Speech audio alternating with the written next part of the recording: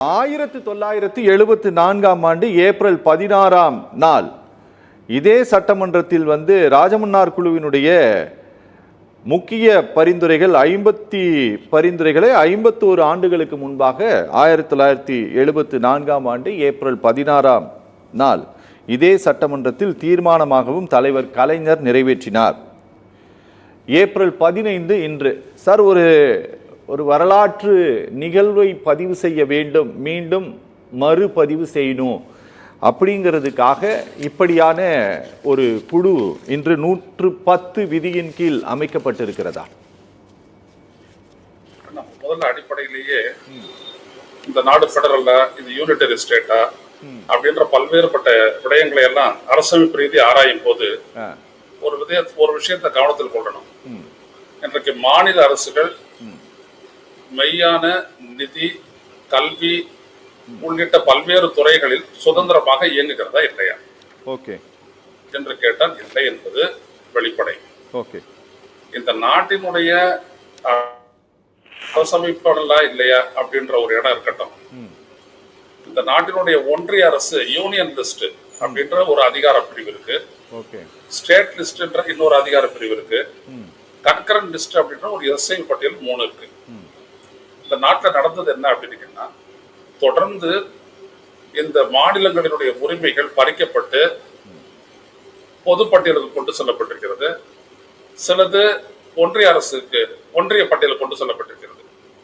இதன் மூலம் என்ன ஆயிடுது அப்படின்னா, நாடாளுமன்றத்தில் நிறைவேற்ற இருக்கக்கூடிய பெரும்பான்மை வைத்துக் கொண்டு இந்த நாட்டு மாநிலங்களினுடைய உரிமை பறிக்கப்படுகிறது.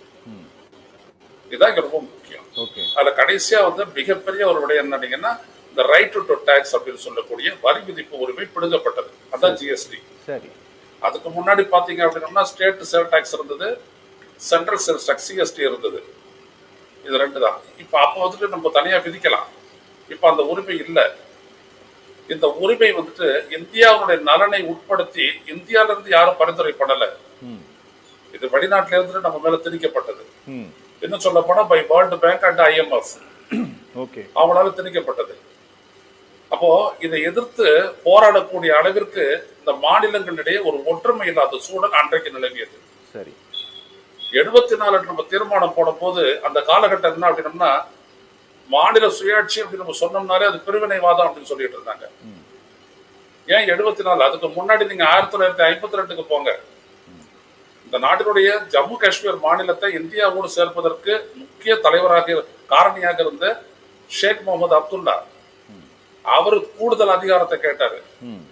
அந்த கூடுதல் அதிகாரத்தை கேட்ட ஒரே காரணத்திற்காகவே அவர் பிரிவினைவாதின்னு சொல்லி சிறையிலேயே தூக்கி அடைச்சாங்க. அது செஞ்சவர் வேற யாரும் இல்ல, முதல் உள்துறை அமைச்சர் சர்தார் வல்லபாய் பட்டேல். அதுக்கப்புறம் ஒரு 13 வருஷத்துக்கு அப்புறம் தான் அவர் விடுதலை ஆகுறாரு. அது தொடர்பா செடியர் நாடாளுமன்றத்துல பேசுறாரு. நம்ம முதல்ல ஒரு விஷயத்தை கவனிக்கணும். இந்த நாட்டில் இருக்கக்கூடிய பொலிட்டிக்கல் பர்செப்ஷன் அப்படின்றது exactly not what has been enshrined in the constitution of India. இந்த நாட்டில் இருக்கக்கூடிய பொதுவான அரசியல் புரிதல் என்பது இந்த நாட்டினுடைய அரசமைப்பில் இருக்கக்கூடிய உள்ளீடுகளை முழுமையாக புரிந்து கொண்டாமலே இருப்பதுதான். இது கூட இப்ப தமிழ்நாட்டில் சொன்னாங்க, நாங்க கேட்கறது தனியாட்சி அல்ல தன்னாட்சி தான் அப்படின்ட்டு. எனவே அண்ணா 62ல நாங்க பிரிவினை கோரிக்கையை கைவிடுறோம், ஆனா பிரிவினைக்கான காரணங்கள் அப்படியே இருக்கு அப்படின்னு சொல்லும் போதும் கூட இதே மாதிரி பிரிவினை முழக்கம் அப்படின்னு தான் சொல்லுச்சு இன்னைக்கு பாஜக சொல்ற மாதிரியே. ஆனா அன்னைக்கு என்ன அப்படின்னோம்னா, அன்னைக்கு ஷேக் முகமது அப்துல்லா ஆகட்டும், அல்லது திமுக ஆகட்டும், இல்ல அண்ணாவாகட்டும், இல்ல ராஜமன்னார் கூட அறிக்கை அந்த காலகட்டத்துல தமிழ்நாட்டுக்கு ஆதரவா இன்னொரு ஸ்டேட்டே வரல. அன்னைக்கு இருந்த சூழல் அது.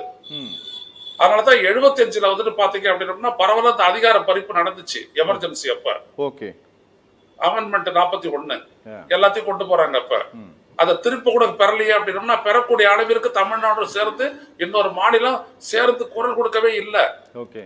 ஆனா இன்னைக்கு என்னன்னா மொழி பிரச்சனை, தொகுதிகள் வரையறை பிரச்சனை, வரி பகிர்வு, வரி விதிப்பு உரிமை, அப்புறம் இந்த மாதிரி பல்வேறுபட்ட நீட்டு தேர்வு, இப்படி பல்வேறுபட்ட பிரச்சனைகள் இன்றைக்கு மாநிலங்களிடையே ஒத்த கருத்து பாஜக ஆளாத மாநிலங்களை ஆளுநரை வைத்து கட்டுப்படுத்தக்கூடிய ஒரு நிலை இருக்கும் போது இன்னைக்கு இந்த அதிகாரத்தை முழுமையா மாநிலங்களுடைய அதிகாரத்தை தக்க வைத்துக் கொள்ளவும், ஓகே இழந்த அதிகாரத்தை மீட்கவும், அதன் மூலம் மாநிலத்தினுடைய முன்னேற்றத்தை உறுதி செய்யக்கூடிய ஒரு கனத்த சூழல் வந்துட்டு இன்னைக்கு நமக்கு ஏற்பட்டிருக்குது. Compulsive situation. Okay okay okay. இப்ப இதனால என்ன அப்படின்னா, அந்த அடிப்படையில தான் இது நிறைவேற்றப்பட்டு, ஓகே, இது வேற யாரையோ வச்சில்ல, இந்திய உச்ச நீதிமன்றத்தினுடைய நீதிபதியாக இருந்த குரியன் ஜோசப், ஆமா, அவரோட அட்மினிஸ்ட்ரேட்டிவ் இந்திய ஆட்சிப்படையில இருந்த அவர் அசோக் வர்தன் ஷெட்டி, அப்புறம் நாகநாதன் போன்றவர்களை வைத்து இந்த குழு அமைக்கப்படுது. ஓகே, இதெல்லாம் டிராமான்னு சொல்லிட்டு போலாம் ஒரு வார்த்தையில. ஓகே, அது எல்லாருமே சொல்றாங்க. விஜய் சொல்லுவாரு, அதிமுக சொல்லும், இங்க இருக்கிற தமிழ் தேசியவாதிகள் சொல்லக்கூடியவங்க சொல்லுவாங்க. எல்லாரும் டிராமான்னு சொல்லிட்டு போலாம். ஆனா உச்ச நீதிமன்றத்தில் நடந்த வழக்கு டிராமா கிடையாது. ஓகே, அங்க எடுத்து வைக்கப்பட்ட வாதங்கள்லாம் டிராமா கிடையாது. ஓகே, அதன் மூலம் இந்த மண்ணினுடைய கல்வி உரிமை மீட்கப்பட்டதெல்லாம் டிராமாலாம் கிடையாது. ஓகே, இல்ல நீட்டு தேர்வுல பாதிக்கப்பட்டு சாகக்கூடிய மாணவிகள்லாம் டிராமா போடல, சாவுதான். ஓகே. எனவே இன்னைக்கு அந்த குரல் ராஜஸ்தான்லயும் ஒலிக்குது, பீகார்லயும் ஒலிக்குது. ஏன்னா அங்கேயும் அந்த தற்கொலைகள் நடந்திருக்கிறது. Okay, okay. எனவே இப்படிப்பட்ட ஒரு சூழலில் ஓகே அமைதி காக்காமல் ஓகே நாம ஒரு போராட்ட வழிமுறையை எடுக்கிறோம். தமிழக அரசு எடுக்குது. ஓகே, இந்த கண்ணோட்டத்தோட தான் பார்க்கணும். ஓகே, அதுதான் முக்கியம். Okay okay okay okay. மத்தியில் கூட்டாட்சி, மாநிலத்தில் சுயாட்சி அப்படிங்கிறது திராவிட கட்சிகளுடைய ஐம்பெரும் முழக்கங்களிலேயே ஒன்றுதான்.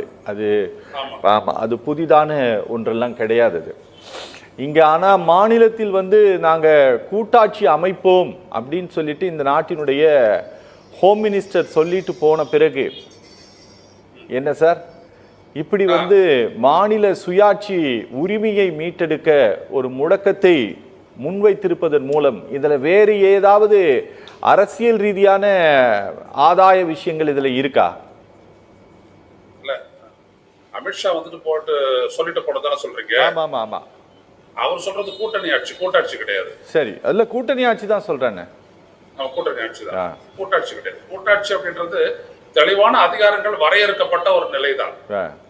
அப்போ ஒரு மாநிலத்தினுடைய மக்களினுடைய வெல்ஃபேரை முழுமையா முன்னெடுக்கக்கூடிய அதிகாரம், சட்டம் இயற்றி அதனை மேம்படுத்தக்கூடிய அதிகாரம் கொண்டதுதான் ஒரு மொழி வழி மாநில அரசு அமைப்பதற்கான அடிப்படை. சரி, அந்த இடத்துல இருந்துதான் நம்ம இந்த சிக்கலை பார்க்கணும். அப்போ இதை ஒரு கூட்டணி ஆட்சியில எல்லாம் அப்படிலாம் பண்ண முடியாது. இதை முழுக்க நாம 2 ஓட்டு போடுறோம், ஒரே ஆளு. அரவிந்த் அக்ஷனா ஐயனா ஆளுக்கு ஒரு 2 ஓட்டு இருக்குது. ஒன்னு நாடாளுமன்றத்தை தேர்ந்தெடுக்க, இன்னொன்னு சட்டப்பேரவை தேர்ந்தெடுக்க. ஓகே, 2 ஈக்குவல் பவர்ஸ் தான். ஆனா இப்ப என்ன பண்றாங்க இவங்க அந்த செப்பரேஷன் ஆஃப் பவர்ஸ் அது தெளிவா இல்லாத எல்லாமே ஒரு ஸ்கியூடா. சரி, ஒன்றிய அரசு பக்கம் நிறைய சாட்சிட்டதுனால என்ன ஆயிடுச்சு அப்படின்னா, ஏதோ அவங்க அளவு கடந்த அதிகாரம் பெற்றவர்களாகவும் மாநில அரசு கையேந்தக்கூடிய அளவுல தான் இருக்கணும் அப்படின்ற மாதிரியும் ஒரு புரிதல் நிலை பெற்றுச்சு. சரி, இது ரொம்ப பெரிய ஒரு மாநிலங்கள் சிலது முன்னேறி இருக்கு. எதனால முன்னேறி இருக்கு? தமிழ்நாடு இன்னைக்கு 9.9 விழுக்காடு ஜிடிபில கான்ட்ரிபியூஷன் கொடுத்திருக்குது, வளர்ச்சியை கொடுத்திருக்குது. ஓகே, ஆனா அது குஜராத்ல நீங்க எடுத்துங்க அது கிடையாது, பீகார் எடுத்துங்க அது கிடையாது. அப்போ இந்த நாட்டில் இருக்கக்கூடிய அந்த பாலிடிக்ஸ், நம்மளுடைய பார்வை, நம்மளுடைய தெரிவு, நம்ம தேச கட்சிகளை நிராகரிச்சது, தேச கட்சிகள் சொல்லிக்கொள்ள கட்சிகளை நிராகரிச்சது, இது அனைத்தும் பாத்தீங்க அப்படின்னா இங்க ஒரு ஏற்றத்தை கொடுத்துருக்குது, மறக்கவே முடியாது. அது இருமொழி கொள்கையில இருந்துட்டு எல்லாமே புரியுதுங்களா? அப்போ நம்ம இந்த இடத்துல இழந்த அதிகாரத்தை பெற வேண்டும் என்பதும், ஏற்கனவே இருந்த அதிகாரத்தை நம்ம மறுபடியும் அதை எடுக்கணும்னு சொல்றதுலயே எந்த விதமான தப்பும் இல்லை. இழந்தது எதுல இப்போ 75வது ஆண்டு எமர்ஜென்சி அப்போ போயிடுச்சு. அது இல்லாத நீங்க கான்ஸ்டிடியூஷன் எடுத்து பாத்தீங்க அப்படின்னா, அந்த செப்பரேஷன் ஆஃப் பவர்ஸ் நீங்க பாத்தீங்க அப்படின்னா நிறைய ஒரு உள்ளீடுகள்லாம் இருக்குது. ஒரு பப்ளிக் பர்பஸ் அப்படின்னு போட்டு ஒரு கன்கரண்ட் லிஸ்ட்ல இருக்கக்கூடிய ஒரு சப்ஜெக்ட்ல ஒன்றிய அரசு ஒரு சட்டத்தை போட்டுட்டா அதுல மாநில அரசு ஒண்ணும் பண்ண முடியாது. ஓகே, அப்படிதான் நீட்டா நடைமுறைப்படுத்துறாங்க. அப்படிதான் விவசாய சட்டத்தை நிறைவேற்றம் பண்ணாங்க. ஓகே, விவசாய சட்டம் எங்க இருந்து பண்ணாங்க? ஸ்டேட் லிஸ்ட்ல 1428 இருக்குது. அதுல எப்படி இந்திய ஒன்றிய அரசு போட முடியும்? அந்த கேஸ் அன்ரிசால்வ்டா இன்னைக்கும் உச்ச நீதிமன்றத்துல இருக்கு. அப்போ நம்ம பாத்தீங்க அப்படின்னா இந்த செப்பரேஷன் ஆஃப் பவர் கிளியர் கட்டா ஆக்கி மாநிலத்திற்கு எதெல்லாம் தேவையோ அதை பெறுவதற்கு தான் இப்படிப்பட்ட ஒரு ஏற்பாட்டை வந்துட்டு செஞ்சிருக்கிறோம். அதுக்கு தான் இந்த கமிட்டி. சரி சார், ஒன்னே ஒண்ணு கேட்டுறேன். என்னன்னா, இந்த எஜுகேஷன் பாலிசி எல்லாம் இதுல வந்து சமக்ர சிக்ஷா திட்டத்திற்கு பணம் கொடுக்காததெல்லாம் கூட இதுல பேசப்பட்டிருக்கிறதுனால நான் கேட்கிறேன். இந்த நியூ எஜுகேஷன் பாலிசியை வந்து இதுவரை இன்னும் நடைமுறைப்படுத்தாம இருக்கிறது. அதுல இருக்கக்கூடிய இந்த பிஎம் ஸ்கூல் திட்டத்தை நடைமுறைப்படுத்தாம இருக்கிறது 3 மாநிலங்கள் மட்டும்தான் இந்தியாவில். தமிழ்நாடு, கேரளா மற்றும் மேற்கு வங்கம், இந்த 3 மாநிலங்கள் மட்டும்தான். மீதி இருக்கக்கூடிய எல்லா மாநிலங்களும் நடைமுறைப்படுத்திட்டாங்க. இதுல வந்து யாராச்சும் உங்களுக்கு வந்து MOU சைன் பண்ணியிருக்கிறாங்களா அப்படிங்கிற கேள்வியை கல்வி அமைச்சகத்துக்கு நாங்களே எழுப்பி இருந்தோம். ஆனா அந்த கேள்விக்கான பதிலை வந்து அவங்க கொடுப்பதற்கு தயாராக இல்லை. ஆனா கட்டாய கல்வி உரிமை சட்டத்தின் கீழ் கையெழுத்து போட்ட ஒரு விவகாரத்தை ஒரு விஷயத்திற்கு அது கீழே தான் சமக்ர சிக்ஷா இருக்கு. அந்த நிதியை கொடுக்கல. பார்லிமெண்டரியினுடைய கமிட்டி சொல்லுது பணம் கொடுன்னு சொல்லிட்டு, ஆனாலும் கொடுக்காம இவ்வளவு பிடிவாதமாக இருக்கக்கூடிய ஒரு அரசாங்கத்துக்கிட்ட இப்படி ஒரு கமிட்டி போட்டு அதன் மூலமாக எல்லாத்தையும் வாங்கிற மீட்டெடுத்து விட முடியும் அப்படிங்கிற இந்த நம்பிக்கை இருக்குல்ல சார், அந்த நம்பிக்கையே இந்த சுப்ரீம் கோர்ட்டினுடைய இந்த ஜட்ஜ்மெண்ட் தான் கொடுத்திருக்கா? இல்ல, இந்த நம்பிக்கை வந்துட்டு என்னன்னா, நம்ம ஒரு போராடி தான் எல்லாத்தையும் பெறணும். அல்டிமேட்லி அப்படிதான். ஓகே, நீங்க வந்துட்டு ஜல்லிக்கட்டு மாதிரி எல்லாத்தையுமே பாருங்க. ஓகே, ஜல்லிக்கட்டு மாதிரியான ஒரு போராட்டத்தை முன்னெடுத்து தான் நீட்டை கூட ஒழிக்க முடியும். சரி, வெறும் அதெல்லாம் அந்த மாநிலங்கள்ல சேர்த்துட்டா மட்டும் முடியாது. ஏன்னா அவங்க வந்துட்டு அந்த அளவுக்கு மாநிலங்களை வந்துட்டு எப்படி எல்லாம் கேப்சர் பண்றாங்க அப்படின்றத டெல்லியை பார்த்துட்டோம், ஹரியானாவை பார்த்துட்டோம், மராட்டியத்தை பார்த்துட்டோம். சரி, நாளைக்கு இதே மாதிரி அவங்க வந்துட்டு தமிழ்நாடையும் ஆந்திராவையும் கூட பண்ணிடலாம். அதெல்லாம் ரொம்ப ஈஸி அவங்கள பொறுத்த வரைக்கும். சரி, நம்ம தான் EVM பத்தி பேசுறோம், தேர்தல் ஆணையத்தை பத்தி பேசுறோமே. ஓகே, அது வேற. நான் என்ன சொல்ல வரேன்னா, அடிப்படையில் கவனிங்க, PM ஸ்ரீ ஸ்கூல நாங்க நடைமுறைப்படுத்துறோம். ஆனா அதுல வந்துட்டு நீங்க கட்டாயம் தேச கல்விக் கொள்கையை ஏத்துக்கணும்னு சொல்லி கண்டிஷன் போடுறாங்க இல்லையா? It is not constitutional. இதைத்தான் தமிழிச்சு தங்கபாண்டியன் வந்துட்டு அங்க நீதி வந்து பார்லிமெண்ட்ல கேட்டாங்க. நீங்க அந்த மாதிரி நீங்க கேக்குறீங்களே, இதுக்கு எங்க சட்டத்தின் அடிப்படையில் கேட்டதுக்கு கடைசி வரைக்கும் நீங்க பாத்தீங்க அப்படின்னா கல்வி அமைச்சர் தர்மேந்திர பிரதான் பதிலே சொல்லலையே. நான் அதைத்தான் சொல்ல வரேன். ஒரு நிதி அப்படின்றது ஒரு திட்டத்திற்காக ஒதுக்கீடு செய்யப்படுது. அதுல நீங்க கண்டிஷன் போடக்கூடாது. அந்த திட்டத்திற்கான அந்த திட்டம் நடைமுறைப்படுத்தப்படுகிறதா, அதற்கு நிதி கொடுக்கணும், அவ்வளவுதான்.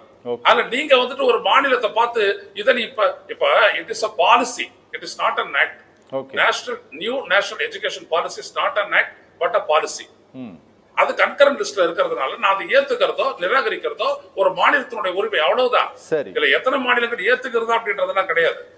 என்னுடைய மாநிலத்துக்கு நான் தேவையில்லைன்னு சொல்றேன், அவ்வளவுதான், முடிஞ்சு போச்சு. Okay, okay, okay.